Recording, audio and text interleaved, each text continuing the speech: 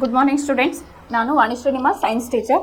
ನಾವು ರಸಾಯನಶಾಸ್ತ್ರದಲ್ಲಿ ಕಾರ್ಬನ್ ಮತ್ತು ಅದರ ಸಂಯುಕ್ತಗಳ ಬಗ್ಗೆ ಸ್ಟಡಿ ಮಾಡ್ತಾ ಇದ್ವಲ್ಲ. ಈಗ ಅದರಲ್ಲೇ ನಿನ್ನೆ ಏನು ಮಾಡಿದ್ವಿ, ನಾವು ಪರ್ಯಾಪ್ತ ಮತ್ತು ಅಪರ್ಯಾಪ್ತ ಸಂಯುಕ್ತಗಳ ಬಗ್ಗೆ ತಿಳ್ಕೊಂಡಿದ್ವಿ. ಪರ್ಯಾಪ್ತ ಅಂದ್ರೇನು, ಅಪರ್ಯಾಪ್ತ ಅಂದ್ರೆ ಏನಂತ ಹೇಳಿ ತಿಳ್ಕೊಂಡಿದ್ವಿ. ಪರ್ಯಾಪ್ತ ಒಳಗೆ ನಾವು ಅಲ್ಕೇನ್ಗಳ ಬಗ್ಗೆ ಎಕ್ಸಾಂಪಲ್ನ ತಗೊಂಡು ನಿನ್ನೆ ಕ್ಲಾಸ್ ಒಳಗೆ ನೋಡಿದ್ವಿ. ಆಮೇಲೆ ಅಪರ್ಯಾಪ್ತ ಒಳಗೆ ಅಲ್ಕೀನ್ಗಳು ಮತ್ತು ಅಲ್ಕೈನ್ಗಳ ಬಗ್ಗೆ ತಿಳ್ಕೊಂಡಿದ್ವಿ. ಅದೇ ರೀತಿ ನಾವು ಅದರ ಅಲ್ಕೈನ್ಗಳ ಒಂದು ಸಾಮಾನ್ಯ ಸೂತ್ರ ಏನು, CnH2n+2. ಅದೇ ರೀತಿ ಅಲ್ಕಿನ್ದೇನು CnH2n ಅಂತ ಹೇಳಿ. ಅದೇ ರೀತಿ ಅಲ್ಕೈನ್ಗಳದ್ದು CnH2n-2 ಅಂತ ಹೇಳಿ. ಅದನ್ನ ಯಾವ ರೀತಿಯಾಗಿ ಕ್ಯಾಲ್ಕುಲೇಟ್ ಮಾಡಬೇಕು ಅದನ್ನೆಲ್ಲ ನಿನ್ನೆ ನಾವು ನೋಡಿದ್ವಿ. ಅದೇ ಆಮೇಲೆ ನಿನ್ನೆ ಏಕಬಂಧ, ದ್ವಿಬಂಧ, ತ್ರಿಬಂಧದ ಬಗ್ಗೆನೂ ನಿನ್ನೆ ಕ್ಲಾಸ್ ಒಳಗೆ ನಾವು ಸ್ಟಡಿ ಮಾಡಿದ್ವಿ. ಈಗ ನಿಮ್ಗೆ ಇನ್ನೊಂದು ಬುಕ್ ಒಳಗೆ ಏನು ಕೊಟ್ಟಾರ, ಈಥಿನ್ನ ರಚನಾ ಸೂತ್ರ ಬರೀರಿ ಮತ್ತು ಅದರದ್ದು ಚುಕ್ಕಿ ರಚನೆಯನ್ನ ಬಿಡಿಸ್ರಿ ಅಂತ ಹೇಳಿ ಕ್ವಶನ್ ಕೇಳ್ಯಾರ. Important question. ಇಲ್ಲಿ ಈಥಿನ್ ಅಂದ್ರೆ ಏನು, ಅಲ್ಕಿನ್ಗಳ ಒಂದು ಗ್ರೂಪ್ ಅಲ್ಲಿ ಬರ್ತಕ್ಕಂಥ ಒಂದು ಧಾತು ಅಂತ ಹೇಳಿ ಹೇಳ್ತೇವೆ. ಅಂದ್ರೆ ಒಂದು ಹೈಡ್ರೋಕಾರ್ಬನ್ ಒಳಗೆ ಅದು ಒಂದು ಅಲ್ಕಿನ್ಗಳ ಗ್ರೂಪ್. ಅದಕ್ಕೆ ಎಕ್ಸಾಂಪಲ್ ಯಾವ್ದು ತಗೊಂಡಿವಿ, ಈಥಿನ್ ಒಂದು ಅಲ್ಕಿನ್ಗೆ ಸಂಬಂಧಪಟ್ಟಿದ್ದು. ಅದರದ್ದು ರಚನಾ ನಮ್ದು ಏನು ಫಾರ್ಮುಲಾ ಏನು, ಈಥಿನ್ ಇದು CnH2n. ಈಥಿನ್ ಅಂತಂದ್ರೆ ಏನು, ಮಿತ್ ಅಂತಂದ್ರೆ 1, ಈತ್ ಅಂತಂದ್ರೆ 2. ಸೊ ಈಥೀನ್ ಅಂತ ಹೇಳಾರ. ಸೊ ಇಲ್ಲ C = ಎಷ್ಟಾಯ್ತು, 2 ಆಯ್ತು. ಇಲ್ಲಿ ಫಾರ್ಮುಲಾದ ಹಾಕಿದಾಗ ನಾವು CnH2n ನಮ್ದು ಫಾರ್ಮುಲಾ. ಇಲ್ಲಿ ಏನಾಯ್ತು ಕಂಡೀಷನ್, C = 2 ಆಯ್ತು. C2H2 × 2. ಸೊ C2H4 ಆಯ್ತು. ಗೊತ್ತಾಯ್ತು ಇದು ಹೇಗೆ ಬರ್ತೇನೆ ಅಂತ ಹೇಳಿ. ಇದು ನಿಮ್ಮ ಅಣುಸೂತ್ರ. ಯಾವ್ದ್ರದ್ದು, ಈಥಿನ್ನ ಒಂದು ಅಣುಸೂತ್ರ ಅಂತ ಹೇಳಿ ನಾವು ಹೇಳ್ತೇವೆ. ಇಲ್ಲಿ ಈಥಿನ್ ಒಳಗೇನು ಡಬಲ್ ಬಾಂಡ್ ಇರ್ತಾವ ಅಂತ ಹೇಳಿದ್ವಿ, ನಿನ್ನೆ ಕ್ಲಾಸ್ ಒಳಗೆ ನೋಡಿದ್ವಿ. ದ್ವಿಬಂಧ ಆ ಥರ ಇಲ್ಲಿ ಏನಾಗಿರ್ತೈತಿ, ಇಲ್ಲಿ ಡಬಲ್ ಬಾಂಡ್ ಅನ್ನ ನಾವು ಹಾಕ್ತೇವಿ. ಅದೇ ರೀತಿ ಅಲ್ಕೈನ್ ಒಳಗೆ ಏನ್ ಮಾಡ್ತೀವಿ, ತ್ರಿಬಲ್ ಬಾಂಡ್ ಅನ್ನ ಹಾಕ್ತೇವಿ. ಸೊ ಇದ್ರ ಸ್ಟ್ರಕ್ಚರ್ ಬಂದು ಏನಾಗ್ತದೆ ಅವಾಗ, C ಡಬಲ್ ಬಾಂಡ್ ಇನ್ನೊಂದು C2.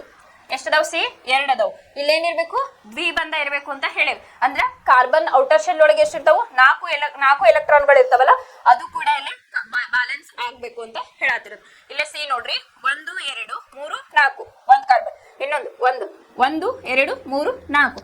ಈ ರೀತಿಯಾಗಿ ನೀವು ಬರೀಬೇಕು. ಅಲ್ಕೈನ್ ಯಾವುದು, ಅಲ್ಕೈನ್ ಯಾವುದು ಅಂತ ಹೇಳಿ ನೀವು ಫೈಂಡ್ ಔಟ್ ಅನ್ನ ಮಾಡಬೇಕು. ಏನಂತ ಬಂದಾಗ ಅದು ಅಲ್ಕೇನ್, ಈನ್ ಅಂತ ಬಂದಾಗ ಅಲ್ಕೀನ್, ಐನ್ ಅಂತ ಬಂದಾಗ ಅಲ್ಕೈನ್. ಈ ರೀತಿಯಾಗಿ ನೀವು ಅದನ್ನ ನೋಡ್ಕೋಬೇಕು. ಇದ್ರದ್ದು ಚುಕ್ಕಿ ರಚನೆಯನ್ನ ಯಾವ ರೀತಿಯಾಗಿ ಮಾಡಬೇಕು ಅಂತ ಹೇಳ್ತೇನೆ. ಇದು ಯಾವುದು ಅಣುಸೂತ್ರ, ಯಾವುದು C2H4 ಅನ್ನೋದಿಲ್ಲಿ ಅಣುಸೂತ್ರ. ಈ ರೀತಿಯಾಗಿ ನಾವೇನ್ ಬರಿತೇವಲ್ಲ, ಇದು ನಮ್ದು ರಚನಾ ಸೂತ್ರ. ಇನ್ನು ಚುಕ್ಕಿ ರಚನೆಯನ್ನ ಹಾಕಿನಿ, ಅದು ಯಾವ ರೀತಿ ಅಂತ ಹೇಳಿ ನನಗ ತೋರಿಸ್ತೇನೆ. ಇಲ್ಲಿ ಸೈಡಿಗೆ ನಾನು ಹಾಕೋತೀನಿ, ಅಂದ್ರೆ C2H4 ನ ಇಲ್ಲಿ ಸೈಡಿಗೆ ಹಾಕೋತೀನಿ. C ಡಬಲ್ ಬಾಂಡ್ C,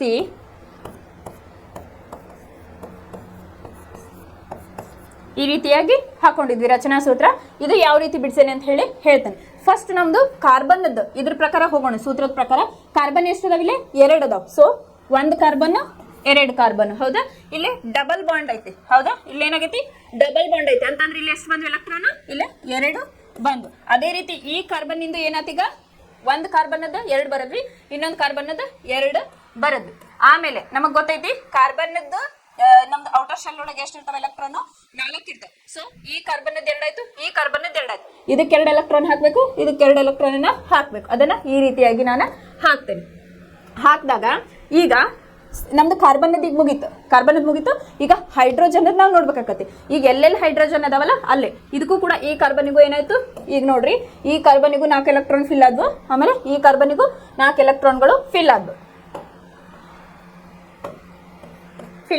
ಈಗ ಏನ್ ಮಾಡ್ಬೇಕು, ನಾವು ಹೈಡ್ರೋಜನ್ ಫಿಲ್ ಮಾಡ್ಬೇಕು. ಈ ಕಾರ್ಬನ್ ಒಂದು ಈಗ ಇದು ಸ್ಥಿರವಾಗಬೇಕು ಅಂತಂದ್ರ ಏನಿರ್ಬೇಕು, ನಮಗ ಔಟರ್ ಶೆಲ್ ಒಳಗೆ 8 ಎಲೆಕ್ಟ್ರಾನ್ ಬೇಕು, ಅಷ್ಟಕ ವಿನ್ಯಾಸ ಆಗಬೇಕು. ಈಗ ಫಸ್ಟಿಗೆ ನಾವೇನ್ ಮಾಡ್ಬೇಕು, ಹೈಡ್ರೋಜನ್ ಎಲ್ಲೆಲ್ಲದವಲ್ಲ ಅಲ್ಲೇ ಎಲೆಕ್ಟ್ರಾನ್ಗಳನ್ನ ಡಾಟ್ ಮೂಲಕ ನಾನೀಗ ಹಾಕ್ತೇನೆ. ಇಲ್ಲೊಂದು ಹೈಡ್ರೋಜನ್ ಐತಿ, ಇದೊಂದು ಹೈಡ್ರೋಜನ್ ಐತಿ, ಇಲ್ಲೊಂದು ಹೈಡ್ರೋಜನ್ ಐತಿ, ಇಲ್ಲೊಂದೈತೆ. C2H4 2 ಕಾರ್ಬನ್ ಅದಾವ, ಹೈಡ್ರೋಜನ್ ಎಷ್ಟಾದ್ವು, 1 2 3 4. ಇಲ್ಲೇನಾಯ್ತು, ಈಗ ನಮ್ದು ಎಲೆಕ್ಟ್ರಾನಿಕ್ ಚುಕ್ಕಿ ರಚನೆಯನ್ನ ಮಾಡಿದ್ವಿ ನಾವು. ಈಗ ಏನ್ ಮಾಡ್ಬೇಕು, ನಾವು ಇಲ್ಲಿ ಏನಂತೇಳಿ ಇದಕ್ಕೆ ಇಲ್ಲೇ ಬಂಧವನ್ನ ನಾವು ಇಲ್ಲೇ ಮಾಡಬೇಕು. ಹೆಂಗಂತಂದ್ರ ಫಾರ್ ಎಕ್ಸಾಂಪಲ್ ಈ ಕಾರ್ಬನ್ 1 ತಗೊಂಡಾಗ ನಮಗೆ ಇಲ್ಲಿ ಎಷ್ಟು ಬೇಕು, 8 ಎಲೆಕ್ಟ್ರಾನ್ಗಳು ಬೇಕು. ಸೊ 1 2 3 4 5 6 ಅದು ಇನ್ನ 2 ಎಲೆಕ್ಟ್ರಾನ್ ಬೇಕು. ಸೊ ನಾ ಇದ್ರ ಜೊತೆಗೆ ಏನ್ ಮಾಡ್ತೇನಪ್ಪ ಅಂತಂದ್ರ ಒಂದು ಸರ್ಕಲ್ ಅನ್ನ ಹಾಕ್ತೇನೆ. ಅಂದ್ರೆ ಇಲ್ಲೇ ಒಂದು ಬಂಧ ಇಲ್ಲೇ ಏರ್ಪಡ್ತು. ಇಲ್ಲಿ ನೋಡ್ರಿ, ಈ ಕಾರ್ಬನ್ ಅನ್ನ ಈಗ ಇಲ್ಲೇ ಕಾರ್ಬನ್ ಐತಿ, 1 2 3 4 5 6 7 8 ಎಲೆಕ್ಟ್ರಾನ್ಗಳು ಆಯ್ತು, ಒಂದು ಕಾರ್ಬನ್ ಇಲ್ಲಿ ಏನಾಯ್ತು ಸ್ಟೇಬಲ್ ಆಯ್ತು. ಈಗ ಇನ್ನೊಂದು ಕಾರ್ಬನ್ ಅನ್ನ ತಗೊಳ್ಳೋಣ. ಇಲ್ಲಿ ಇದಕ್ಕೆ ಎಷ್ಟದವಪ್ಪ ಈಗ 1 2 3 4 5 6 ಇನ್ನೆಷ್ಟು ಬೇಕು ನಮಗ? ಇನ್ನ 2 ಎಲೆಕ್ಟ್ರಾನ್ ಬೇಕು. ಸೊ ಹಾಗಾಗಿ ನಾನು ಇದನ್ನ ಈ ರೀತಿಯಾಗಿ ಮಾಡಿದೆ. ಆಮೇಲೆ ಏನೇ ಈಗ ಡಾಟ್ ಅಂತಂದ್ರೆ ನಮ್ಗೀಗ ಹೈಡ್ರೋಜನ್ ಅಲ್ಲ, ಹೈಡ್ರೋಜನ್. ಆಮೇಲೆ ಎಕ್ಸ್ ಅಂತ ಹೇಳಿ ನಾವೇನು ಬರ್ದೇಳಿ ಇಂಟು ಮಾಡ್ಕೊಳ್ಳೋದು ಕಾರ್ಬನ್ನಿನ ಒಂದು ಎಲೆಕ್ಟ್ರಾನ್ಗಳು. ಸೊ ಇದನ್ನ ಕಾರ್ಬನ್ನಿನ ಎಲೆಕ್ಟ್ರಾನ್ ಜೊತೆ ಹೈಡ್ರೋಜನ್ ಎಲೆಕ್ಟ್ರಾನಿನ ಒಂದು ನಾವೇನು ಮಾಡಬೇಕು, ಇಲ್ಲಿ ಸಂಯೋಗವನ್ನ ಮಾಡಬೇಕು, ಬಂಧವನ್ನ ಏರ್ಪಡಿಸಬೇಕು. ಈ ರೀತಿಯಾಗಿ ಎಲ್ಲೆಲ್ಲೇ ಡಾಟ್ ಐತಲ್ಲ ಅಲ್ಲಲ್ಲೇ ಹೈಡ್ರೋಜನ್ ಅನ್ನ ಇಡಬೇಕು.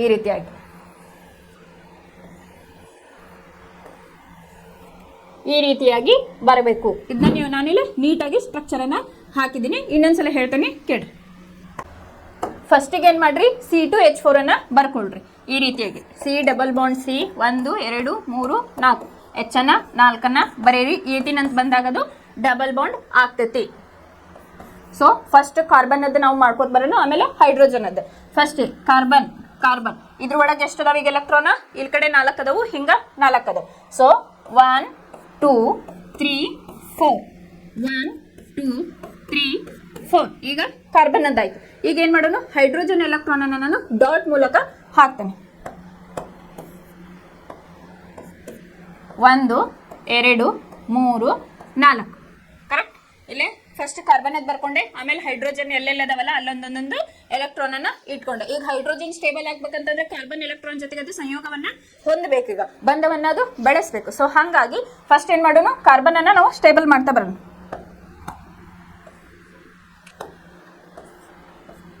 ಕಾರ್ಬನ್ ಅನ್ನ ಸೊ ಹಂಗಾದಾಗ ಏನಾಗ್ತೈತಿ, ಈ ರೀತಿಯಾಗಿ ಒಂದು ಸರ್ಕಲ್ ಅನ್ನ ಹಾಕಬೇಕು. ಈ ಕಾರ್ಬನ್ ಏನಾಯ್ತು ಈಗ 1 2 3 4 5 6 7 8. ಸೊ ಈ ಕಡೆ ಕಾರ್ಬನ್ನಿಗೆ ನಾವೇನ್ ಮಾಡ್ಬೇಕೀಗ, ಈ ರೀತಿಯಾಗಿ ಈ ಒಂದು ಎಲೆಕ್ಟ್ರಾನ್ಗಳದಾವಲ್ಲ ಇದ್ರ ಜೊತೆ ನಾವು ಬಂಧವನ್ನ ಹಾಕಬೇಕು. ಅವಾಗ ಏನಾಯ್ತು 1 2 3 4 5 6 7 8. ಈ ಡಾಟ್ ಹಾಕಿದ ಉದ್ದೇಶ ನಿಮ್ಮ ಇದ್ರೊಳಗ ಪುಸ್ತಕದೊಳಗೆ ಏನ್ ಮಾಡ್ಯಾರ, ಎಲ್ಲಾ ಎಲೆಕ್ಟ್ರಾನ್ನ ಈ ರೀತಿಯಾಗಿ ಸೂಚನೆ ಮಾಡಿದಾರ. ಬಟ್ ಅದು ನಿಮ್ಗೆ ಡಿಫ್ರೆನ್ಶಿಯೇಟ್ ಗೊತ್ತಾಗ್ಲಿ ಅಂತ ಹೇಳಿ ನಾನು ಡಾಟ್ ಮೂಲಕ ಇಲ್ಲ ನಿಮಗೆ ತೋರ್ಸೇನೆ. ನೀವಲ್ಲಿ ಇಲ್ಲಿ ಬರೀಬಹುದು, ಕೆಳಗಡೆ ಡಾಟ್ ಕೊಟ್ರೆ ಇದು ಹೈಡ್ರೋಜನ್ ಕಾರ್ಬನ್, ಆಮೇಲೆ ಇಂಟು ಮಾರ್ಕ್ ಹಾಕಿದ್ರೆ ಅದು ಕಾರ್ಬನ್ ಎಲೆಕ್ಟ್ರಾನ್ ಅಂತ ಹೇಳಿ ನೀವು ಅದನ್ನ ಹಾಕ್ಬೋದಲ್ಲೇ. ಆಮೇಲೆ ಏನ್ ಮಾಡ್ಬೇಕು, ಡಾಟ್ ಎಲ್ಲೆಲ್ಲ ಐತಲ್ಲ ಅಲ್ಲೇ ಹೈಡ್ರೋಜನ್ ಅನ್ನ ಬರೀರಿ. ಇಲ್ಲೇನೈತಲ್ಲ ಹೈಡ್ರೋಜನ್ ಹೈಡ್ರೋಜನ್ ಹೈಡ್ರೋಜನ್ ಹೈಡ್ರೋಜನ್.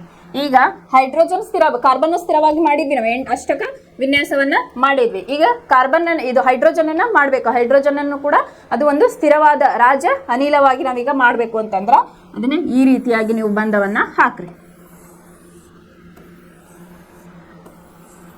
ಇದು ನಿಮ್ದು ಈಥಿನಿದ ಚುಕ್ಕಿ ರಚನೆ. ಇದೇ ರೀತಿ ನೀವು ಪೆಂಟೇನ್ ಬ್ಯೂಟೇನ್ ಯಾವ್ದಾದ್ರು ತಗೊಂಡು ನೀವು ಫಸ್ಟ್ ಏನ್ ಮಾಡಬೇಕು, ಅಲ್ಕೇನ್ ಆಗಿತ್ತಂದ್ರೆ ಅದ್ರ ಫಾರ್ಮುಲಾ ಹಾಕಿ ಅದನ್ನ ಕ್ಯಾಲ್ಕುಲೇಟ್ ಮಾಡ್ಕೊಂಡು ಸಿಂಗಲ್ ಬಾಂಡ್ ಬರ್ತೈತೋ ಡಬಲ್ ಬಾಂಡ್ ಬರ್ತೈತೋ ಅಥವಾ ಟ್ರಿಬಲ್ ಬಾಂಡ್ ಬರ್ತೈತೆ ಅಂತ ಹೇಳಿ ನೋಡ್ಕೋಬೇಕು.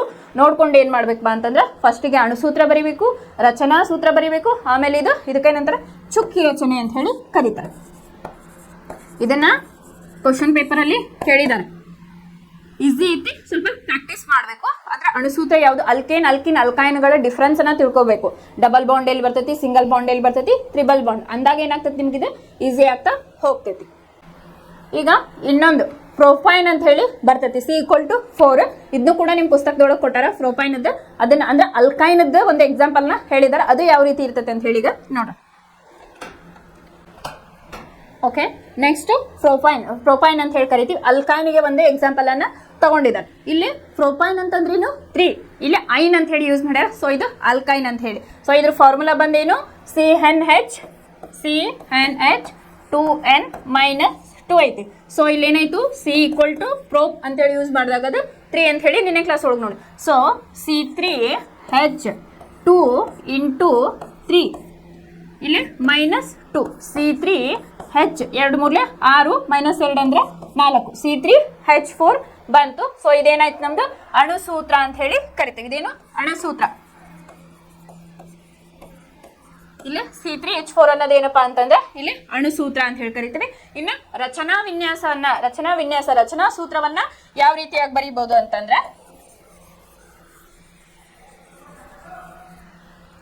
ಇಲ್ಲೇ ನೋಡ್ರಿ, C3H4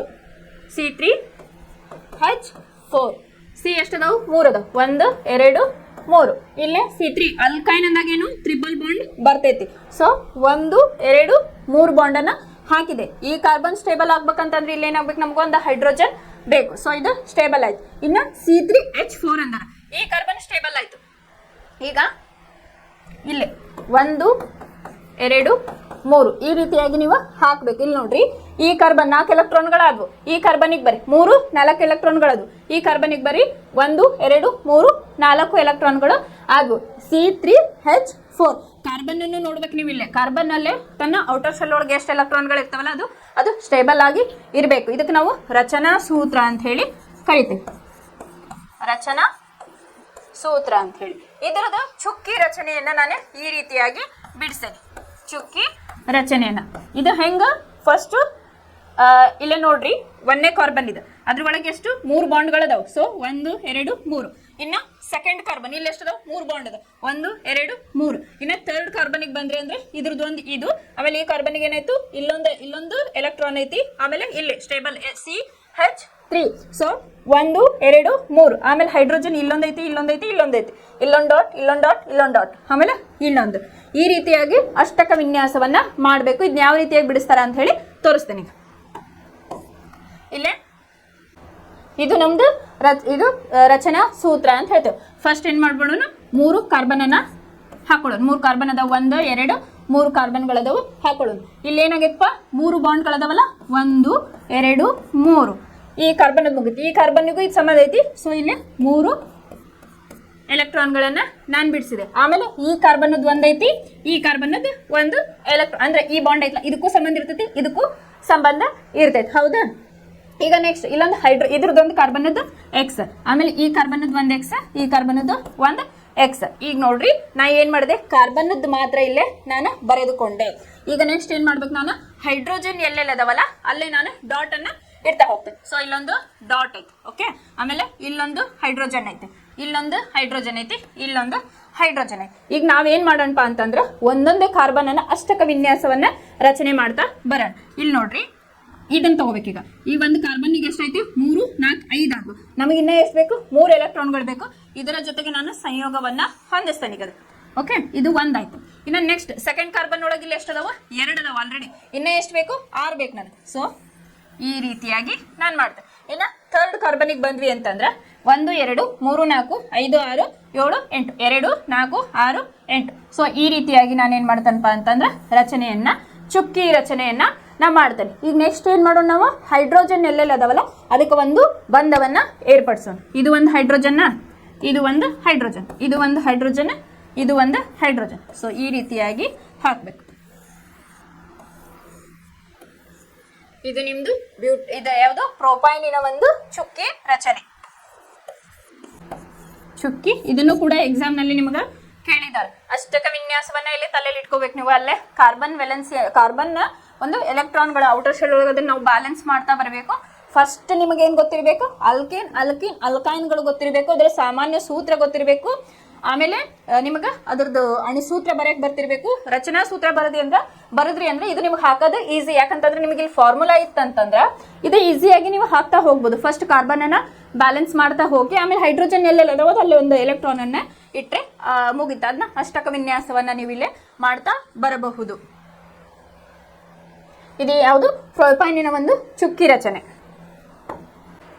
ಇಲ್ಲಿ ನೆಕ್ಸ್ಟ್ ಸರಪಳಿಗಳು, ಕವಲುಗಳು ಮತ್ತು ಉಂಗುರಗಳು ಅಂತ ಹೇಳಿ ಒಂದೇ ಕಾನ್ಸೆಪ್ಟ್ ಐತಿ. ಏನಿದು ಸರಪಳಿಗಳು, ಉಂಗುರಗಳು ಅಂತ ಹೇಳಿ, ಈ ಕಾರ್ಬನ್ ಸಂಯುಕ್ತಗಳು ಏನಿರ್ತಾವಲ್ಲ ಅದನ್ನ ನಾವು ಸರಪಳಿ ರೂಪದಲ್ಲಿ ಬರೆಯಬಹುದು, ಕವಲು ರೂಪದಲ್ಲಿ ಕೂಡ ಬರೆಯಬಹುದು, ಉಂಗುರ ರೂಪದಲ್ಲಿ ಕೂಡ ನಾವಿಲ್ಲಿ ಬರೀಬಹುದು ಅಂತ ಹೇಳಿ ಹೇಳ್ಯಾರ. ಈಗ ಒಂದು ಎಕ್ಸಾಂಪಲ್ ಇಲ್ಲಿ ನೋಡ್ರಿ, ರಚನಾ ಸಮಾಂಗಿಗಳು ಅಂತ ಹೇಳಿ ಒಂದು ವರ್ಡ್ ಬರ್ತೈತಿ. ಸಮಾಂಗಿಗಳು ಅಂತ ಹೇಳಿ ನಾವು ನಿನ್ನೆ ಕ್ಲಾಸ್ ಒಳಗೆ ನೋಡಿದ್ವಿ. ಇನ್ನು ರಚನಾ ಸಮಾಂಗಿಗಳು ಅಂದ್ರೆ ಏನಪ್ಪಾ ಅಂತಂದ್ರ, ಇಲ್ಲಿ ಅಣುಸೂತ್ರ ಒಂದೇ ಆಗಿದ್ದು ರಚನಾ ವಿನ್ಯಾಸ ಬೇರೆ ಆಗಿದ್ದರೆ ಅಂತಂದ್ರೆ ಏನಿಲ್ಲ, ಅಣುಸೂತ್ರ ಒಂದೇ. ಫಾರ್ ಎಕ್ಸಾಂಪಲ್ ಇಲ್ಲಿ ಬ್ಯೂಟೇನ್ ಕೊಟ್ಟಿವಿ, C4H10. ಈ ಅಣುಸೂತ್ರ ಏನಿರ್ತೈತಿ ಎಲ್ಲದಕ್ಕೂ ಒಂದೇ ಇರ್ತೈತಿ. ಬಟ್ ಏನಾಗಿರ್ತೈತಿ, ರಚನಾ ವಿನ್ಯಾಸ ಅದನ್ನ ನಾವು ರಿಪ್ರೆಸೆಂಟ್ ಮಾಡ್ತೇವಲ್ಲ, ರಚನಾ ವಿನ್ಯಾಸ ಏನಾಗಿರ್ತಪ್ಪ ಅಂತಂದ್ರ ಬೇರೆ ಬೇರೆ ರೀತಿಯಲ್ಲಿ ಸರಪಳಿ ರೂಪದಲ್ಲಿ ಮಾಡಬಹುದು, ಕವಲು ರೂಪದಲ್ಲಿ ಆದ್ರೂ ಮಾಡಬಹುದು, ಅಥವಾ ಇನ್ನೊಂದು ಉಂಗುರಗಳ ರೂಪದಲ್ಲಿ ನಾವು ಮಾಡಬಹುದು ಅಂತ ಹೇಳಿ. ಈಗ ಫಾರ್ ಎಕ್ಸಾಂಪಲ್ ಬ್ಯೂಟೇನ್ ಅನ್ನ ನಾನು ತಗೊಂಡೇನೆ. ಬ್ಯೂಟೇನ್ ಅಂದ್ರೆ ಏನು, C=4 ಏನಂತ ಯೂಸ್ ಮಾಡ್ಯ. ಸೊ ಏನಾಯ್ತಿಲ್ಲ, C=4 CnH2n 2n plus 2 C4H 2 8 plus 2 C4H10. ಇದು ನಮ್ದು ಬ್ಯೂಟೇನಿನ ಒಂದು ಅಣುಸೂತ್ರ C4H10. ಇದನ್ನು ಯಾವ ರೀತಿಯಾಗಿ ಬರೀಬಹುದು ಅಂತ ಹೇಳಿ ಇಲ್ಲಿ ಹಾಕಿನಷ್ಟೆ, ಹಾಕಿ ತೋರಿಸ್ಬಿಡ್ತೇನೆ ನಿಮಗೆ. ಇಲ್ಲಿ C4 ಏನೈತಿ, C4 ಏನೈತಿ, C4H10 ಅಂತ ಹೇಳಿ ಹೇಳ್ಯಾರ. ಇಲ್ಲಿ ನೀವೇನ್ ಮಾಡ್ಬೇಕು, ಸಿ ಎಷ್ಟು ಅದಾವ, 4 ಅದಾವು. ಏನಂತ ಯೂಸ್ ಮಾಡ್ಯಾರ, ಅಲ್ಕೇನ್ ಗ್ರೂಪ್ ಒಳಗ ಸಿಂಗಲ್ ಬಾಂಡ್ ಇರ್ತೈತಿ. 1 ಕಾರ್ಬನ್, 2 ಕಾರ್ಬನ್, 3 ಕಾರ್ಬನ್, 4 ಕಾರ್ಬನ್. ಹೌದಾ? ಈಗ H10 ಅನ್ನ ಹಾಕ್ಬೇಕು. 1 2 3 4 5 6 7 8 9 10 ಇಲ್ಲೆಲ್ಲ ಹಾಕಿರ್ತೀರಲ್ಲ ಅಲ್ಲೇ ಹೈಡ್ರೋಜನ್ ಅನ್ನ ಬರಿಬೇಕು.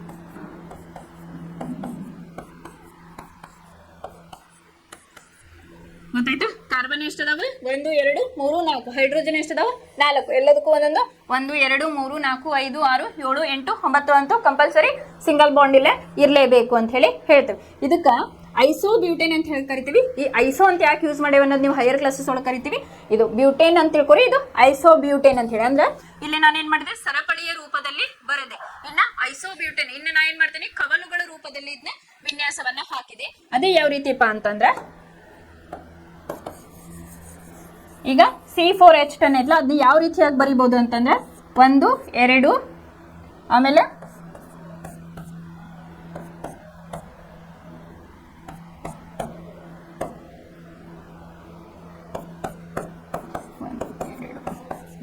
4 5 6 7 8 9 10 ಈ ರೀತಿಯಾಗಿನೂ ಕೂಡ ನೀವು ಇಲ್ಲಿ ಇದನ್ನ ಯಾವುದಂತರ ಕವಲು ರೂಪದಲ್ಲಿ ಅಂತ ಹೇಳಿ ನಾವು ಕರಿತೀವಿ. ಇದನ್ನ ಐಸೋಬ್ಯೂಟೇನ್ ಅಂತ ಹೇಳಿ ಕರೀತಾರೆ. ಇದೇನಪ್ಪ ಅಂತಂದ್ರೆ ಐಸೋ, ಇಂಗ್ಲಿಷ್ನಾಗ ಇದಕ್ಕೆ ಐಸೋಬ್ಯೂಟೇನ್ ಅಂತ ಹೇಳಿ ಈ ರೀತಿಯಾಗಿ ಹೇಳ್ತಾರ. ಐಸೋಮರ್ಸ್ ಅಂತ ಹೇಳಿನು ಮುಂದೆ ನೀವು ಹೈಯರ್ ಕ್ಲಾಸಸ್ ಹೋದಂಗೆ ಕರಿತೀರಿ. ಬ್ಯೂಟೇನ್, ಇದು ಐಸೋಬ್ಯೂಟೇನ್. ಫಸ್ಟಿಗೇನು ಸರಪಳಿಯ ರೂಪದಲ್ಲಿ ಹಾಕಿ ತೋರಿಸಿದೆ, ಅದನ್ನ ನಾವು ಕವಲು ರೂಪದಲ್ಲಿ ಈ ರೀತಿಯಾಗಿನೂ ಕೂಡ ಇಲ್ಲೇ ನಾವು ಹಾಕಬಹುದು ಅಂತ ಹೇಳಿ ಇಲ್ಲಿ ತೋರಿಸಿರ. ಅದಕ್ಕೆ ಏನು ಹೇಳ್ಯಾರಪ್ಪ, ರಚನಾ ಸಮಾಂಗಿಗಳು ಅಂತಂದ್ರೆ ಇಲ್ಲಿ ಅಣುಸೂತ್ರ ಒಂದೇ ಆಗಿದ್ದು ರಚನಾ ವಿನ್ಯಾಸ ಬೇರೆ ಆಗಿದ್ದರೆ ಅದಕ್ಕೆ ಏನ್ ಹೇಳ್ತೇವೆ ನಾವು ಅಂತಂದ್ರೆ ರಚನಾ ಸಮಾಂಗಿಗಳು ಅಂತ ಹೇಳಿ ಕರಿತೀವಿ. ಇನ್ನು ನೆಕ್ಸ್ಟ್ ಉಂಗುರದ ರೂಪಕ್ಕೆ ನಾವು ಬೆಂಜಿನ್ ಅನ್ನ ತಗೋಬಹುದು. ಯಾವುದು? ಬೆಂಜಿನ್. ಇದು ಒಂದು ಬೆಂಜಿನಿನ ರಚನೆ ಅಂತ ಹೇಳಿ ನಾವು ಕರಿತೀವಿ. ಇದ್ರದ್ದು ಅಣುಸೂತ್ರ ಬಂದು C6H6 ಅಂತ ಹೇಳಿ ಕರಿತೀವಿ. ಇಲ್ಲೇ ನೋಡ್ರಿ, ಇದ್ರದ್ದು ಇಂಪಾರ್ಟೆನ್ಸ್ ಹೇಳ್ತಾನೆ. ಈ ಸ್ಟ್ರಕ್ಚರ್ ಹಾಕುವಾಗ ಅಲ್ಟರ್ನೇಟಿವ್ ಡಬಲ್ ಬಾಂಡ್ ಇರಲೇಬೇಕು. ಯಾಕಂತಂದ್ರೆ ಇಲ್ಲೇ ಕಾರ್ಬನ್, ಈಗ ಫಾರ್ ಎಕ್ಸಾಂಪಲ್ ಏನಿದೆ, ಬೆಂಜಿನಿದ ಅಣುಸೂತ್ರ C6H6. ಈಗ ಉಂಗುರು ಹಾಕದ ಸ್ಟ್ರಕ್ಚರ್ ಅಲ್ಲಿ ಹೆಂಗ್ ಹಾಕ್ಬೇಕಪ್ಪ ಅಂತಂದ್ರ 1 2 3 4 5 6 ಕಾರ್ಬನ್ ಅನ್ನ ಹಾಕೊಳ್ರಿ. ಹಾಕೊಂಡಾಗ ಏನ್ ಮಾಡ್ಬೇಕು, ನಾನು ಒಂದು ಕಂಡೀಷನ್ ಹೇಳಿದೆ, ಇಲ್ಲಿ ಅಲ್ಟರ್ನೇಟಿವ್ ಡಬಲ್ ಬಾಂಡ್ಗಳು ಬರ್ತಾವು ಅಂತ ಹೇಳಿ ಹೇಳಿದೆ. ಫಾರ್ ಎಕ್ಸಾಂಪಲ್ ಏನ್ ಮಾಡಿ, ಫಸ್ಟ್ ಒಂದೊಂದು ಬಾಂಡ್ ಅನ್ನ ರಿಂಗ್ ಲೈಕ್ ಸ್ಟ್ರಕ್ಚರ್ಸ್ ಅನ್ನ ನೀವು ಹಾಕೊಳ್ರಿ. ಓಕೆ, ಇಲ್ಲಿ ಹಾಕೊಂಡ್ರಿ. ಈಗ ನೋಡ್ರಿ, ಕಾರ್ಬನ್ ಅಲ್ಲಿ ಬ್ಯಾಲೆನ್ಸ್ ಆಗಿದೆ. ಫಸ್ಟ್ ಹೈಡ್ರೋಜನ್ ಅನ್ನ ಹಾಕೊಂಡ್ಬಿಡೋಣ. 1 2 3 4 5 6. ಓಕೆ, C6H6 ಹಾಕ್ಬೇಕು. ಬಟ್ ಇಲ್ಲಿ ಏನಾಯ್ತು, ಕಾರ್ಬನ್ ಎಲ್ಲೂ ಸ್ಟೇಬಲ್ ಆಗಿಲ್ಲ. ಸ್ಟೇಬಲ್ ಆಗ್ಬೇಕಂದ್ರೆ ಏನ್ ಮಾಡ್ಬೇಕು, ನಾವೀಗ ಡಬಲ್ ಬಾಂಡ್ ಅನ್ನ ಹಾಕ್ಬೇಕು. ನಾ ಇಲ್ಲಿ ಹಾಕ್ತೀನಿ, ಇಲ್ಲೊಂದು ಹಾಕ್ತೀನಿ, ಇಲ್ಲೊಂದು ಹಾಕ್ತೀನಿ, ಇಲ್ಲೊಂದು ಹಾಕ್ತೀನಿ. ಈಗ ಏನಾಯ್ತದು, ಸ್ಟೇಬಲ್ ಆಗ್ತಾ ಬಂತು. ಇಲ್ಲಿ ಕಾರ್ಬನ್ ನೋಡ್ರಿ, 1 2 3 4 1 2 3 4 1 2 3 4 1 2 3 4 1 2 3 4 ಈ ರೀತಿಯಾಗಿ ನೀವು ಹಾಕ್ತಾ ಬರಬೇಕು. ಈ ಬೆಂಜಿನ್ ಬರಿಬೇಕಾದ್ರೆ ನೀವು ನೆನಪಿಟ್ಕೊಳ್ರಿ, ಅಲ್ಟರ್ನೇಟಿವ್ ಡಬಲ್ ಬಾಂಡ್. ಇಲ್ಲೊಂದು ಡಬಲ್ ಬಾಂಡ್ ಬಂದೈತಿ, ಆಮೇಲೆ ಇಲ್ಲೊಂದು ಡಬಲ್ ಬಾಂಡ್ ಬಂದೈತಿ, ಇಲ್ಲೊಂದು. ಅದನ್ನ ನೀವು ಇಲ್ಲೊಂದು ಹಾಕೊಂಡು ಇಲ್ಲೊಂದು ಹಾಕೊಂಡು ಇಲ್ಲೊಂದ್ರು ಆದ್ರೂ ಹಾಕಬಹುದು. ಅದು ನೀವು ಅಲ್ಟರ್ನೇಟಿವ್ ಇರಬೇಕು. ಇಲ್ಲೋ ಡಬಲ್ ಬಾಂಡ್ ಬಂದು ಇಲ್ಲೊಂದು ಡಬಲ್ ಬಾಂಡ್ ಹಾಕಿದೆ ಅಂದ್ರೆ ಏನಾಗ್ತೈತಿ, 2 4 5 ಆಗ್ಬಿಡ್ತೈತಿ. ಸೊ ಹಂಗಾಗಿ ಏನ್ ಮಾಡ್ಬೇಕಿಲ್ಲ, ಅಲ್ಟರ್ನೇಟಿವ್ ಡಬಲ್ ಬಾಂಡ್ ಅನ್ನ ನೀವು ಇಲ್ಲಿ ಹಾಕೋತಾ ಇರ್ಬೇಕು. ಒಂದು ಸಿಂಗಲ್ ಬಾಂಡ್, ಒಂದು ಡಬಲ್ ಬಾಂಡ್, ಒಂದು ಸಿಂಗಲ್ ಬಾಂಡ್, ಒಂದು ಡಬಲ್ ಬಾಂಡ್. ಇದೇ ರೀತಿಯಾಗಿ ಟಾಲಿನೂ ಬರ್ತೈತಿ. ಅದನ್ನ ನೀವು ಹೈಯರ್ ಕ್ಲಾಸಸ್ಗೆ ಹೋದಾಗ ಅದನ್ನ ಕಲಿತೀರಿ. ಇನ್ನು ಸೈಕ್ಲೋಹೆಕ್ಸೇನ್ ಅಂತ ಹೇಳಿ ನಿಮಗೆ ಬಂದೈತಿ. ಅದು ಏನಪ್ಪ, ಸೈಕ್ಲೋಹೆಕ್ಸೇನ್ ಅಂತ ಹೇಳಿದೆ. ಹೆಕ್ಸೇನ್ ಅಂದ್ರೆ ಏನಿಲ್ಲ, C6. ಇದ್ರ ಒಳಗೆ ಏನಾಗ್ತೈತಿ ಅಂತ ಹೇಳಿ ನೋಡೋಣ. ಇದನ್ನ ನಿಮಗೆ ಕ್ವಶನ್ ಅನ್ನು ಕೇಳಿದಾರೆ ಸೈಕ್ಲೋಹೆಕ್ಸೇನ್ ಮೇಲೆ. ಅದನ್ನ ಯಾವ ರೀತಿ ಬಿಡಿಸ್ಬೇಕು, ಅಲ್ಲೇನು ನಮ್ದು ಸರ್ಟೆನ್ ಕಂಡೀಷನ್ ಐತಿ, ಅದು ಏನಂತ ಹೇಳಿಲ್ಲ ತಿಳ್ಕೊಳ್ಳೋಣ. ಇನ್ನು ನೆಕ್ಸ್ಟ್ ಸೈಕ್ಲೋಹೆಕ್ಸೇನ್ ಅನ್ನ ಒಂದು ಚಿತ್ರವನ್ನ ಸರಪಳಿ ಮೂಲಕ ಫಸ್ಟ್ ಹಾಕ್ಸೋಣ. ಇದ್ರದ್ದು ಫಸ್ಟ್ ಕ್ಯಾಲ್ಕುಲೇಷನ್ ಬಂದು ನೋಡ್ರಿ, ಇಲ್ಲಿ ಸೈಕ್ಲೋ ಹೆಕ್ಸೇನ್ ಅಂತಂದ್ರೆ C = CnH 2n + 2. ಓಕೆ, ಇಲ್ಲಿ ಎಷ್ಟೈತಿ C6H 2 × n ಅಂತಂದ್ರೆ 2 × 6 12 + 2 ಎಷ್ಟಾಯ್ತು C6H 14 ಆಯ್ತು. ಹೌದಾ, ನಮ್ದೇನೀಗ ಫಾರ್ ಎಕ್ಸಾಂಪಲ್ ನಾ ಆಲ್ಕೈನದ್ ನಿಮ್ಗೆ ಹೇಳಿದ್ದೆ, ಅದ್ರ ಫಾರ್ಮುಲಾ CnH 2n + 2 ಇರಬೇಕು ಅಂತ ಹೇಳಿದೆ. ಸೊ ಏನಾಯ್ತು, ಇಲ್ಲಿ ನಮ್ಗೆ C6H 14 ಬಂತು. ಸೊ ಅದ್ರ ಪ್ರಕಾರ ನಾನೇನ್ ಮಾಡಿದೆ, ಸರಪಳಿಯನ್ನ ಹಾಕಿದೆ. ಎಷ್ಟು 1 2 3 4 5 6 ಕಾರ್ಬನ್. ಇಲ್ಲೇ ಸಿಂಗಲ್ ಬಾಂಡ್ ಇರ್ತೈತಿ, ಯಾಕಂದ್ರೆ ಅಲ್ಲೇ ಬ್ಯೂಟೇನ್ ಇದು ಸೈಕ್ಲೋಹೆಕ್ಸೇನ್ ಐತಿ ಏನಂತೇಳಿ ಯೂಸ್ ಮಾಡಿ. ಸೊ ಎಲ್ಲದಕ್ಕೂ ನಾ ಏನ್ ಮಾಡಿದೆ, ಹೈಡ್ರೋಜನ್ ಹಾಕೋತ್ ಬಂದೆ. 1 2 3 4 5 6 7 8 9 10 11 12 13 14. ಇದು ಸರಪಳಿಯ ಚಿತ್ರ, ಯಾವ್ದ್ರದ್ದು ಸೈಕ್ಲೋಹೆಕ್ಸೇನ್ ಅದ. ಇಲ್ಲ ನೋಡ್ರಿ, ಈ ಸೈಕ್ಲೋಹೆಕ್ಸೇನ್ ಅನ್ನ ನಾ ಏನ್ ಮಾಡೀನಿ, ಇದನ್ನ ಉಂಗುರ ಆಕಾರದಲ್ಲಿ ಬರ್ದೇನಿ. ಇಲ್ಲಿ ಏನಾಯ್ತು ನೋಡ್ರಿ, ನಾನು ಹೇಳಿದೆ C6H 14 ಬರ್ದಾಗ ಇಲ್ಲೇನಾಯ್ತು C6 1 2 3 4 5 6. ಹೌದಾ, ಹೈಡ್ರೋಜನ್ ಎಷ್ಟು ಬರ್ಬೇಕೀಗ, ಅಕಾರ್ಡಿಂಗ್ ಟು ಅಲ್ಕೈನ್ಸ್ ನಮಗೀಗ 14 ಬರ್ಬೇಕು. ಇಲ್ಲೇನಾಗೈತಿ 1 2 3 4 5 6 7 8 9 10 11 12. ಬಟ್ ಇಲ್ಲಿ ಏನಾಗೈತಿ, ಇದು ಕರೆಕ್ಟ್ ಸ್ಟ್ರಕ್ಚರ್ ಸೈಕ್ಲೋಹೆಕ್ಸೇನ್ ಇದು ಬಟ್ ಏನಪ್ಪಾ ಅಂತಂದ್ರೆ ಇಲ್ಲಿ ಹೈಡ್ರೋಜನ್ 12 ಅದಾವು.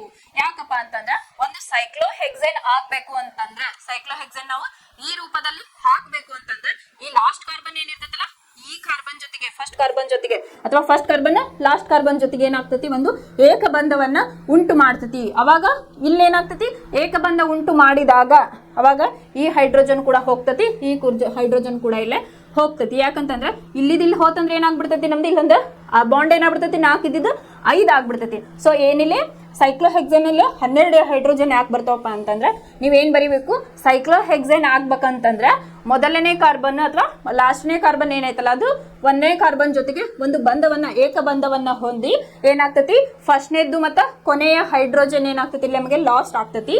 ಸೊ ಅವಾಗ ಏನಾಗ್ತತಿ, ನಮ್ಮ ಫಾರ್ಮುಲಾ C6H 12 ಆಗ್ತತಿ. ಅವಾಗ ಸೈಕ್ಲೋಹೆಕ್ಸೇನಿನ ರಚನಾ ವಿನ್ಯಾಸ ನಮ್ಗೆ ಈ ರೀತಿಯಾಗಿ ಬರ್ತೈತಿ. ಬೆಂಜಿನ್ ಏನ್ ಹಾಕಿದಲ್ಲ ಅದೇ ರೀತಿಯಾಗಿ ಹಾಕ್ಬೇಕು. ಬಟ್ ಇಲ್ಲಿ ಏನಾಗ್ತತಿ, ಸಿಂಗಲ್ ಬಾಂಡ್ಗಳು ಬರ್ತಾವ. ಸಪೋಸ್ ಇದು C6H 14 ಇತ್ತಂದ್ರೆ ಏನಾಗ್ತತಿ, ನಾವ್ ಎಲ್ಲರ ಹೈಡ್ರೋಜನ್ ಹಾಕಿದ್ವಿ ಅಂದ್ರಪ್ಪ, ಅವಾಗ ಏನಾಗ್ತೈತಿ, ಇಲ್ಲೊಂದು ಹೈಡ್ರೋಜನ್ ಹಾಕ್ಬಿಟ್ವಿ ಅಂದ್ರೆ ಇದ್ರದ್ದು ರಚನಾ ವಿನ್ಯಾಸ ತಪ್ಪಾಗ್ತತಿ. ಯಾಕಂದ್ರೆ ಕಾರ್ಬನ್ ಎಲ್ಲ ಬ್ಯಾಲೆನ್ಸ್ ಆಗೋಂಗಿಲ್ಲ, ರಾಜ ಅನಿಲ ಆಗೋಂಗಿಲ್ಲ. ನಮ್ಗೆ ಗೊತ್ತೈತಿ ನಾದು ಬ್ಯಾಲೆನ್ಸ್ಡ್ ಆಗಿರ್ಬೇಕು, 4 ಎಲೆಕ್ಟ್ರಾನ್ಗಳನ್ನ ಇಲ್ಲೇ ಹೊಂದೈತಿ ಅಂತ ಹೇಳಿ ಗೊತ್ತೈತಿ. ಸೊ ಹಾಗಾಗಿ ಇದು ಸೈಕ್ಲೋಹೆಕ್ಸೇನ್ ಇದ್ ಕಂಡೀಷನ್ ಏನಪ್ಪಾ ಅಂತಂದ್ರೆ C6H 12 ನಮಗ ಬರ್ತೈತಿ. ಇದಿಷ್ಟು ಸೈಕ್ಲೋಹೆಕ್ಸೇನ್ ಇದೆ. ಇದು ಎಕ್ಸಾಮ್ನಾಗ ಕೇಳಿದ್ರು ನೀವು ಬರಿಬೇಕು, ಯಾಕೆ ಇದು C6H 14 ಇದು C6H 12 ಆಕೈತಿ ಅಂತ ಹೇಳಿ ಬರಿಬೇಕು. ಒಂದು ಸೈಕ್ಲೋಹೆಕ್ಸೇನ್ ಫಾರ್ಮ್ ಆಗ್ಬೇಕಂತಂದ್ರೆ ಮೊದಲನೇ ಕಾರ್ಬನ್ ಲಾಸ್ಟ್ನೇ ಕಾರ್ಬನ್ ಜೊತೆಗೆ ಒಂದು ಏಕಬಂಧವನ್ನ ಹೊಂದಿದಾಗ ಏನಾಗ್ತತಿ, ಇಲ್ಲಿ ಫಸ್ಟ್ನೇ ಹೈಡ್ರೋಜನ್ ಮತ್ತು ಕೊನೆಯ ಹೈಡ್ರೋಜನ್ ಏನಾಗ್ತತಿ, ಲಾಸ್ ಆಗ್ತೈತಿ. ಸೊ ಅವಾಗ ಏನಾಗ್ತದಪ್ಪ ನಮಗಂತಂದ್ರೆ ಈ ರೀತಿಯಾಗಿ C6H 12 ನಮ್ಗೆ ಉಂಗುರಗಳ ರೂಪದಲ್ಲಿ ಇಲ್ಲೇ ಬರ್ತೈತಿ ಅಂತ ಹೇಳಿ ಬರಿಬೇಕು.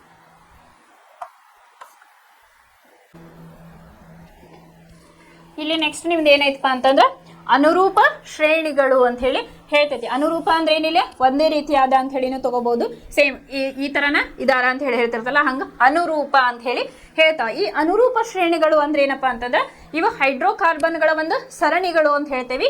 ಇಲ್ಲಿ ಪ್ರತಿ 2 ಅನುಕ್ರಮಗಳ ಶ್ರೇಣಿಗಳ ನಡುವಿನ ವ್ಯತ್ಯಾಸ CH2 ಅಂತ ಹೇಳಿ CH2 ಇರ್ತತಿ ಅಂತ ಹೇಳಿ ಹೇಳ್ಯಾರ. ಎಕ್ಸಾಂಪಲ್ ಹೆಂಗಪ್ಪ ಅಂತಂದ್ರೆ ಸಿ ಎಷ್ಟೈತಿ, 1 ಹೈಡ್ರೋಜನ್ 1 ಮತ್ತು ಹೈಡ್ರೋಜನ್ 2 ಹೈಡ್ರೋಜನ್ ಮತ್ತು 1 ಕಾರ್ಬನ್ ವ್ಯತ್ಯಾಸ ಇರೋದಕ್ಕೆ ನಾವ್ ಏನ್ ಹೇಳ್ತೇವಪ್ಪ ಅಂತಂದ್ರೆ ಇಲ್ಲಿ ಅನುರೂಪ ಶ್ರೇಣಿಗಳು ಅಂತ ಹೇಳಿ ಹೇಳ್ತೇವೆ. ಹಾಗಾಗಿ ಈಗ ಎಕ್ಸಾಂಪಲ್ ಮೀಥೇನ್ ಈಥೇನ್ ಪ್ರೋಪೇನ್ ಅಂತ ಹೇಳಿ ಹೇಳ್ತೇವೆ. ಏನು ಮೀಥೇನ್ ಈಥೇನ್ ಪ್ರೋಪೇನ್ ಅಂತ ಹೇಳಿ ಹೇಳ್ತೇವೆ. ಫಾರ್ ಎಕ್ಸಾಂಪಲ್ ಈ CH2 ಹೆಂಗ್ ನಮಗ ಬರ್ತೈತಿ ಅಂತ ಹೇಳಿ ನೋಡೋಣ. ಈಗ ಮೀಥೇನ್ ನಮಗ್ ಗೊತ್ತೈತಿ CH4, ಯಾಕಂದ್ರೆ C = 1 ಇರ್ತೈತಿ. ಸೊ ಹಾಗಾಗಿ CH4 C ಒಂದೈತಿ, ಹೈಡ್ರೋಜನ್ 2 ಅದ. ಹೌದಾ, ಈಗ ನೆಕ್ಸ್ಟ್ ಇಲ್ಲಿ ನೋಡ್ರಿ C2H6 ಬಂತು. ಯಾವುದು ಈಥೇನ್ ಅದ. ಇದಕ್ಕಿಂತ ಇಲ್ಲೇ 1 ಕಾರ್ಬನ್ ಇತ್ತು, ಇಲ್ಲಿ ಎಷ್ಟಾಯ್ತು 1 ಕಾರ್ಬನ್ ನಿಮಗ ಹೆಚ್ಚಿಗೆ ಆಯ್ತು. 1 ಇದ್ದಿದ್ದು 2 ಕಾರ್ಬನ್ ಆಯ್ತು. ಇಲ್ಲೇ ನೋಡ್ರಿ ಹೈಡ್ರೋಜನ್ ಎಷ್ಟಿದ್ವು 4 ಇದ್ವು, ಇಲ್ಲೇನಾಯ್ತು 2 ಹೆಚ್ಚಿಗೆ ಆದ್ವು. ಏನಾಯ್ತು CH 2. ಇದಕ್ಕಿಂತ ಇದೇನಾಯ್ತು, ಹೈಡ್ರೋಜನ್ 2 ಇನ್ಕ್ರೀಸ್ ಆಯ್ತು, ಕಾರ್ಬನ್ ಕೂಡ 1 ಇನ್ಕ್ರೀಸ್ ಆಯ್ತು. ಇದಕ್ಕೆ ನಾವು ಏನಂತೇವಪ್ಪ ಅಂತಂದ್ರೆ ಅನುರೂಪ ಶ್ರೇಣಿಗಳು ಅಂತ ಹೇಳಿ ಕರಿತೇವೆ. ಇಲ್ಲ ನೆಕ್ಸ್ಟ್ ಹೋಗ್ರಿ, ಇಲ್ಲಿ ಎಷ್ಟದಾವ, C2 ಅದಾವ, ಇಲ್ಲಿ ಎಷ್ಟದಾವ, C3 ಅದಾವ. ಮತ್ತೇನಾಯ್ತು, ಒಂದು ಕಾರ್ಬನ್ ಅಲ್ಲೇ ಇನ್ಕ್ರೀಸ್ ಆಯ್ತು, ಹೈಡ್ರೋಜನ್ ಇಲ್ಲಿ 6 ಇತ್ತು, ಇಲ್ಲಿ 8 ಆಯ್ತು. ಈ ರೀತಿಯಾಗಿ ಮೀಥೇನ್, ಈಥೇನ್, ಪ್ರೋಪೇನ್, ಬ್ಯೂಟೇನ್, ಹೆಕ್ಸೇನ್, ನೀವು ಪೆಂಟೇನ್ ಯಾವ ರೀತಿ ಹೋಗ್ತಿರಲ್ಲ ಅಲ್ಲೆಲ್ಲ ವ್ಯತ್ಯಾಸ ಎಷ್ಟಿರ್ತದಪ್ಪ ಅಂತಂದ್ರೆ CH2 ಇರ್ತೈತಿ. ಅಂತಂದ್ರೆ ಒಂದು ಕಾರ್ಬನ್ ಮತ್ತು 2 ಹೈಡ್ರೋಜನ್ಗಳ ಒಂದು ಇನ್ಕ್ರೀಸ್ ಇರ್ತೈತಿ. ಅದಕ್ಕೆ ನಾವ್ ಏನಂತೇವಪ್ಪ ಅಂತಂದ್ರೆ ಇಲ್ಲಿ ಅನುರೂಪ ಶ್ರೇಣಿಗಳು ಅಂತ ಹೇಳ್ತೇವಿ. ಅನುರೂಪ ಶ್ರೇಣಿಗಳು ಅಂತಂದ್ರೆ ಏನಪ್ಪಾ ಇಲ್ಲಿ ಅಂತಂದ್ರೆ ಇವು ಹೈಡ್ರೋಕಾರ್ಬನ್ಗಳ ಸರಣಿಗಳಾಗಿದ್ದು ಪ್ರತಿ 2 ಅನುಕ್ರಮ ಶ್ರೇಣಿಗಳ ನಡುವಿನ ವ್ಯತ್ಯಾಸ CH2 ಆಗಿರ್ತೈತಿ ಅಂತ ಹೇಳಿ ಬರಿಬಹುದು.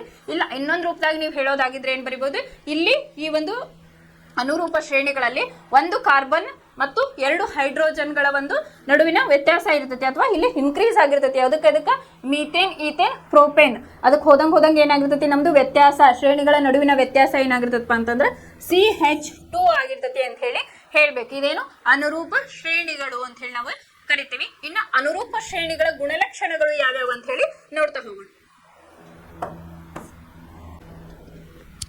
ಇಲ್ಲೇ ನೋಡ್ರಿ, ಅನುರೂಪ ಶ್ರೇಣಿಗಳ ಗುಣಲಕ್ಷಣಗಳನ್ನ ಹೆಸರಿಸಿ ಅಂತ ಕೇಳಿದ್ರೆ, ಈಗ ಅನುರೂಪ ಶ್ರೇಣಿಗಳನ್ನ ನೋಡಿದ್ವಿ ನಾವು. ಅವೇನು ಕಾರ್ಬನ್ಗಳ ಒಂದು ಗುಂಪುಗಳು. ಇಲ್ಲೇನಾಗಿರ್ತತಿ ಡಿಫ್ರೆನ್ಸ್ ವ್ಯತ್ಯಾಸ ಒಂದರಿಂದ ಒಂದಕ್ಕೆ CH2 ದಷ್ಟು ಇರ್ತತಿ ಅಂತ ಹೇಳಿ ನೋಡಿದ್ವಿ. ಒಂದು ಕಾರ್ಬನ್ ಮತ್ತೆ 2 ಹೈಡ್ರೋಜನ್ದಲ್ಲಿ ಇನ್ಕ್ರೀಸ್ ಆಗಿರ್ತತಿ, ಅಲ್ಲಿ ವ್ಯತ್ಯಾಸ ಇರ್ತತಿ ಅಂತ ಹೇಳಿ ನೋಡ್ಬೋದು. ಅದನ್ನ ಫಸ್ಟ್ ನೀವೇನ್ ಬರೀಬೇಕು ಲಕ್ಷಣವನ್ನ, ಇವು ಒಂದು ಕಾರ್ಬನ್ ಮತ್ತು 2 ಹೈಡ್ರೋಜನ್ ಪರಮಾಣುಗಳ ವ್ಯತ್ಯಾಸ ಇರುತ್ತದೆ. ಇದು ಫಸ್ಟ್ ಪಾಯಿಂಟ್. ಇನ್ನು ಸೆಕೆಂಡ್, ಇವೆಲ್ಲವೂ ಒಂದೇ ರೀತಿಯ ಅಣುಸೂತ್ರವನ್ನ ಹೊಂದಿದೆ. ಫಾರ್ ಎಕ್ಸಾಂಪಲ್ ಅಲ್ಕೇನ್ ಅನ್ನ ನಾವು ತಗೊಂಡಿದ್ವಿ, ಅದ್ರ ಸೂತ್ರ ಏನು, CnH2n+2. ಹಾಗಾಗಿ ಇವೆಲ್ಲವೂ ಒಂದೇ ರೀತಿಯ ಅಣುಸೂತ್ರವನ್ನ ಹೊಂದಿವೆ ಅಂತ ಹೇಳಿ ಬರಿಬಹುದು. ಆಮೇಲೆ ಇವು ಒಂದೇ ರೀತಿಯ ರಾಸಾಯನಿಕ ಗುಣವನ್ನ ಹೊಂದಿರ್ತಾವೆ. ಯಾಕಂದ್ರೆ ಒಂದೇ ಅಣುಸೂತ್ರ ಆಯ್ತಂದ್ರೆ ರಾಸಾಯನಿಕ ಗುಣಗಳು ಏನಾಗಿರ್ತಾವಪ್ಪ, ಒಂದೇ ಆಗಿರ್ತಾವ ಅಂತ ಹೇಳಿ. ಇನ್ನ ಅನುರೂಪ ಶ್ರೇಣಿಗಳು ಮೇಲಕ್ಕೆ ಸಾಗಿದಂತೆ ಪರಮಾಣು ರಾಶಿ ಕೂಡ ಇಲ್ಲೇ ಹೆಚ್ಚಾಗುತ್ತದೆ ಅಂತ ಹೇಳಿ ಹೇಳ್ಯಾರ. ಏನಿದು ಶ್ರೇಣಿಗಳು ಮೇಲಕ್ಕೆ ಹೋದಂತೆ ಅಂತಂದ್ರ, ಈಗ ಮೀಥೇನ್, ಈಥೇನ್, ಆಮೇಲೆ ಪ್ರೋಪೇನ್, ಬ್ಯೂಟೇನ್, ಪೆಂಟೇನ್, ಹೆಕ್ಸೇನ್, ಈ ಆಕ್ಟೇನ್, ಈ ಸೆಪ್ಟೇನ್, ಆಕ್ಟೇನ್, ಆಮೇಲೆ ನಾನಿನ್, ಡೆಕೇನ್ ಅಂತ ಹೇಳಿ ಹೇಳಿದ್ವಲ್ಲ, ಹಿಂಗ ಇನ್ಕ್ರೀಸಿಂಗ್ ಆದಾಗ ಅಂದ್ರೆ ಅನುರೂಪ ಶ್ರೇಣಿಗಳು ಮೇಲಕ್ಕೆ ಸಾಗಿದಂತೆ ಏನಾಗ್ತತಿ, ಇಲ್ಲೇ ಪರಮಾಣು ರಾಶಿ ಕೂಡ ಇಲ್ಲ ಹೆಚ್ಚಾಗ್ತತಿ ಅಂತ ಹೇಳ್ಯಾರ. ನೀವು ಇಲ್ಲೇ ಮೇಲಕ್ಕೆ ಹೋದಂತೆ ಬೇಕಾದ್ರೆ ಎಕ್ಸಾಂಪಲ್ ಬರೀರಿ. ಹೆಂಗ ಶ್ರೇಣಿ methane, ethane, propane, butane, pentane ಈ ರೀತಿಯಾಗಿ ಆದಾಗ ಪರಮಾಣು ರಾಶಿ ಹೆಚ್ಚಾಗ್ತತಿ ಅಂತ ಹೇಳಿ ಬರಿಬೇಕು. ಆಮೇಲೆ ಇದ್ರದ್ದು ದ್ರವಣ ಬಿಂದು ಮತ್ತು ಕುದಿ ಬಿಂದು ಕೂಡ ಅಧಿಕವಾಗ್ತಾ ಹೋಗ್ತೈತಿ. ನೆಕ್ಸ್ಟ್ ಏನು, ದ್ರವಣ ಬಿಂದು ಮತ್ತು ಕುದಿಯುವ ಬಿಂದು ಕೂಡ ಅಧಿಕವಾಗ್ತಾ ಹೋಗ್ತೈತಿ. ಇಲ್ಲೇ ಲಾಸ್ಟ್ ಪಾಯಿಂಟ್ ನೋಡ್ರಿ, ಪ್ರತಿ 2 ಅನುಕ್ರಮ ಸಂಯುಕ್ತಗಳ ನಡುವೆ 14 AMU ಅಟೋಮಿಕ್ ಮಾಸ್ ಯೂನಿಟ್ ಅಂತ ಹೇಳಿ ಕರಿತೇವೆ.